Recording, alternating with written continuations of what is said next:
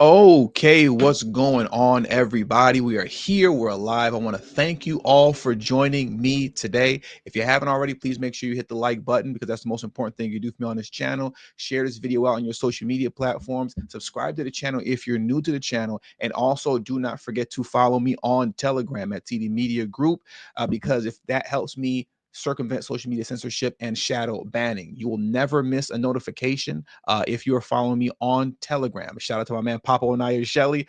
All of his notifications come through Telegram. So the link to my Telegram is in the description box below and will be pinned in the comment section as well. So let's get into it, guys. I got to speed through this one because I'm definitely running up against the clock. But as many of you know, as almost all of you know by now, or you should know if you don't, Donald Trump invoked the Aliens Enemies Act. He put that in place to speed run hundreds of illegal immigrant criminals, Tren de Aragua gang members to be exact, to speed run them out of the country. And of course, who's against it? Democrats, right? That's not too much of a surprise. They're always against everything that Trump does, no matter how much of a common sense issue that it is, that violent criminals like this should be immediately removed from the country. And now, what I want to do very quickly before we carry on with this story in the live stream is I do want to take a moment to play this quick clip right here from Fox News, and then we can break it down even further and get into some more information. But let's go through this first. And once again, hit the like button if you haven't already. All right, let's get to some news. It's 4 minutes after the top of the hour. The White House is defending its decision to send hundreds of alleged gang members to a super prison down in El Salvador. And President Trump is thanking the country for taking all of those illegal migrants in. Good job, El Salvador. One of the great stories in Central and South America. Maddie Rivera is live in Washington. Maddie. Hi, guys. Good morning. The president of El Salvador says more than 200 Tren de Aragua members arrived in the country over the weekend. He also says they received almost 24 MS-13 gang members from the U.S. A senior Trump administration official tells our Bill Malugin 261 illegal aliens were deported to El Salvador in total. 101 were Venezuelans removed via Title VIII, and 137 were deported through the Alien Enemies Act of 1798. And that's what's been causing a lot of controversy. This wartime authority gives the president the power to deport non-citizens without a judicial hearing during a period of war or invasion. The act has only been used 3 other times in American history. This is the first time it's been invoked since World War II. But the president is justifying its use. Well, this is a time of war because Biden allowed millions of people, many of them criminals, many of them at the highest level. They emptied jails out. Other nations emptied their jails into the United States. It's an invasion. On Saturday, a federal judge ordered the Trump administration to stop removals under the act to see if its invocation is legal. And he ordered deportation flights to turn around. But the White House says the planes were already outside of U.S. airspace, so they argue the judge's ruling no longer applied. White House Press Secretary Caroline Leavitt says the administration did not refuse to comply with a court order. Leavitt goes on to say federal courts generally have no jurisdiction over the president's conduct of foreign affairs, adding a single judge in a single city cannot direct the movements of an aircraft carrier full of Aryan alien terrorists who are physically expelled from U.S. soil. The temporary restraining order is in effect for 14 days. A hearing is scheduled on March 21st. How arrogant do you have to be to think that you, this lone activist judge, can demand for a plane filled with terrorists that's already is gone, you can make the demand to turn it around? This is the insanity of the DNC and their logic. They're that arrogant in believing that this is what they can do and that they themselves actually have more power than the president does. That's what they believe. I want to get into who that judge is, though. Let me pull this article up for you right now because this judge is an Obama appointed judge, right? So I want to get into that very quickly before we move on. And as I'm pulling that up, also, as always, please hit that like button because it's extremely important. But this is an Obama appointed judge. And let's pull this back up on the screen. And here is the article here. Federal judge orders deportation flights carrying alleged Venezuelan gangbangers to return to U.S., blocks Trump from invoking Aliens Enemy Act. So temporarily, at the moment, at least for the next 14 days, Trump isn't allowed to use this act anymore, right? Which in and of itself to me is just insanity. But the idea, once again, that this judge right here, and this is him right here, James Boasberg, who is an Obama appointed judge, he was so arrogant to believe that he could actually demand for the plane to be turned around once it's out of our airspace. That's crazy.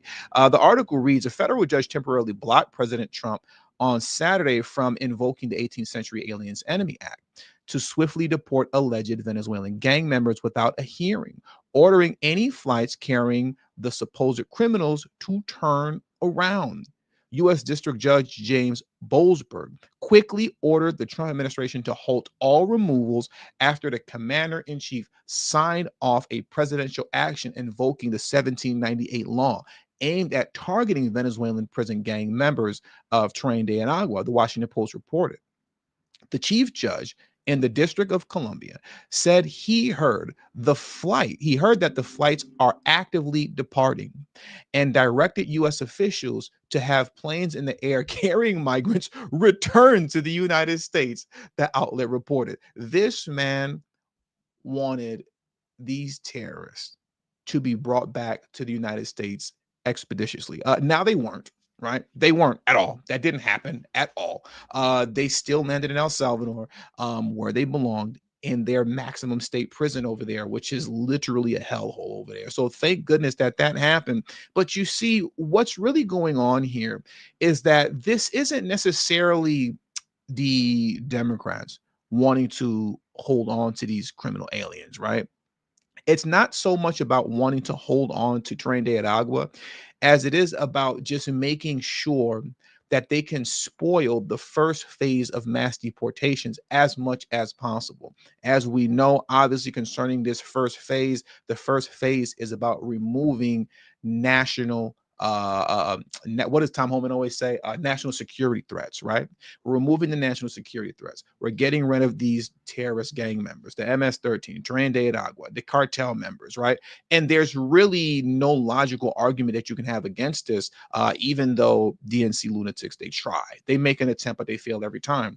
But if they can foil this, then it messes up everything else that they're trying to do concerning going after those who have deportation orders on them. Because if this all turns out to be a waste of time without the mass deportation being carried out the way that everybody thought that it would be, well, then it leaves a sour taste in everybody's mouth as it pertains to spending more money on this failed mass deportation effort. So that's why they're doing everything in their power to foil the first phase of this, right? Because in keeping the illegal immigrants that are currently here and all those that came in under Biden, as we've discussed so many times over, and what a lot of people still don't know is that illegal immigrants are counted on the census.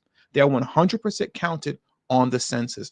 And as they're counted on the census, that then allows, or it permits, for states like California, New York, and Illinois, who have a declining population, right? As the population of your state declines, so does the number of delegates representing your states in the House of Representatives. But as your population increases, the number of delegates representing you in the House of Representatives increase as well. So when you count illegal immigrants on the census in these states where they were once seeing a decline, but now are seeing a population increase because of the illegal immigrants, that then puts them in position to have more delegates representing them in the House of Representatives, right? So that's what all of this is really about. And this is excluding the reality that they want non-citizen voting in local elections as well. And then what comes as a natural logical step, now it's not logical, but it's logical in the mind of the DNC, right? The next logical step is if you have non-citizen voting of illegal immigrants voting in local elections, well, then the next logical step in their mind is that non-citizens, as they like to say, should vote in federal elections. And obviously that would then result into, presumably, they would be voting for the DNC almost as like a thank you, you can say, for allowing us to be in the country. So that's what's really going on here. But the idea that Tren de Aragua, as well as MS-13, but we're going to stick with TDA, the idea that they're not a that this isn't an invasion is completely ridiculous. And I want to play this other clip right now in closing from Fox News that really highlights how much so this is an actual invasion to which the Aliens Enemies Act is indeed justified. So let me pull this up for you right now. Or let me pull this down first. Okay, and now here we go. President Trump is invoking the Alien Enemies Act because of, he says, an invasion of this gang that did not exist prior to 2022. Just in 3 years, 18 states. So from Venezuela, you've had them come here to this state, to this state. You start looking at the arrows of the gang literally coming to half of the country, and then you start looking at these lines on the board. Does that begin to look like an invasion to you? The most dangerous, violent gang that we have known in modern times hitting half of the country, and that's just what we know of. Now, let me just take you to this. What's different about TDA2 is that they're harder to capture because with MS-13, you know, Lisa, we've all seen MS-13 tattooed on their neck. They tell us as soon as they cross the border. They have more difficult tattoos.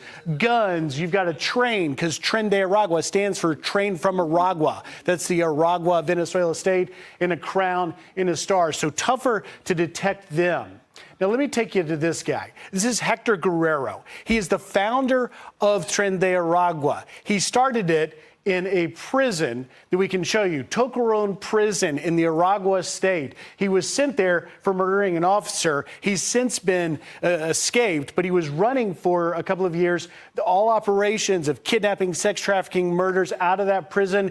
Some say that he is in Colombia. Others say that the Maduro regime is protecting him, still living in Venezuela. We simply don't know, but that's where it all started. And as you've seen, 18 states and counting where it is now. How you can say this is not an invasion is beyond me. It's beyond me. You're talking about an organized group of criminals that did not exist here prior to Biden's open borders. Upon his open borders policy, they have, I don't want to say taken over, right? Because I guess that'll be a bit of a stretch, but they have spread throughout half of the country. Look at this again. This is insane. In a relatively short period of time. What, in 3 years, 3.5 years? It wasn't a full 4. We'll say 3.5 years. They're everywhere. And in virtually half the country. And these aren't just sanctuary cities that they're at, okay? And sanctuary states. Because that's not how this works. They're spreading like a cancer throughout the nation. And if we don't put the lid on it now while we still can, it's only going to grow worse. But you literally have DNC lunatics going out of their way to put an end to this. There's another, we've had more than enough Jasmine Crockett for today. So, you know, we played a Jasmine Crockett video in the last stream. I'm not going to play her response to this, you know, in this stream, because I can only tolerate listening to so much of her. But I mean, when you listen to what they have to say as to how you can even be opposed to speed running these violent gang members out of the country expeditiously as fast as possible, they don't have any ground to stand on concerning why they're against it. The only thing that they can say is that, well, it's an old law. It's an old law. We have laws on the books now, and that's an old, archaic law. I think one of the term that I heard her say was a zombie law. This is a zombie law that we don't need because we have laws on the books now. But the problem is that you guys don't enforce the laws on the books. You didn't enforce the laws on the books to keep the border secure when Biden was in office. So you see, as it pertains to laws that are already on the books outside of, quote, zombie laws, you guys don't believe in enforcing them. So now we have to go back into, quote, zombie laws to find a method of expediting their removal, because you guys are constantly going up against the law that you're supposed to be enforcing that you didn't enforce when you had power. And now here we are. And speaking of old laws in closing, I want to play this clip from Tom Homan right here because this was just a great mic drop moment. This was a great mic drop moment when he was asked, what do you feel about this old law? And that, why are we using this old law, the Aliens Enemies Act? I believe it's of 1798, if I'm not mistaken. And here was his response. To those who claim you're using a 200-year-old law to circumvent due process. An old law? Not as old as the Constitution. We still pay attention to that, don't we? But some would say this is... How many more terrorists do you plan on deporting to El Salvador? Oh, mic drop. I want to play that one more time as we get out of here. Mic drop. You say to those who claim you're using a 200-year-old law to circumvent due process. An old law? Not as old as the Constitution. We still pay attention to that, don't we? But some would say this is... How many more terrorists do you plan on deporting to El Salvador? Mic drop. And with all that being said, man, that does it for today's stream. I told you guys this was going to be a quick one. Thank you guys for joining me. I got to head out of here, but hit the like button on your way out. Subscribe to the channel if you're new to the channel. Share this video on your social media platform. And as I always beg you guys, Telegram. Please follow me on Telegram at TD Media Group. That way you will never miss a notification. You don't have to worry about social media foolishness. You don't have to worry about, I didn't get your notifications. Oh, YouTube unsubscribe me. Telegram. The link to my Telegram is in the description box below, and we pinned in the comment section as well once the stream is over. Thank you all for your time, and until the next video, peace and have a great afternoon.